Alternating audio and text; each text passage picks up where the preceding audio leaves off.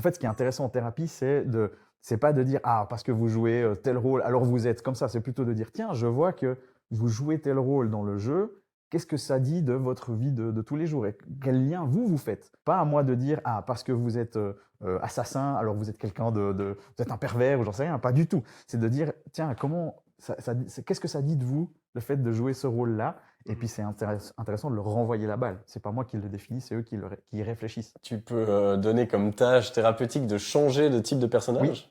il y a un jeu, qui a cartonné, il y a 2 ans maintenant qui s'appelle Baldur's Gate 3, qui est un jeu de rôle dans lequel tu as une liberté de choix assez forte et ça m'est arrivé de prescrire à des patients ou des patientes, de dire: «Ben, vous allez lancer une partie et vous allez faire les choix à l'opposé de ce que vous auriez fait si vous aviez suivi votre instinct et Ok. on en reparle la prochaine fois que vous venez» et ça donne des situations très drôles avec des gens qui disent: «Il s'est passé ça, c'était incroyable» ou «C'était horrible, j'ai pas du tout aimé» et on va pour ça en fait, ça donne du matériel sur lequel on peut bosser en thérapie.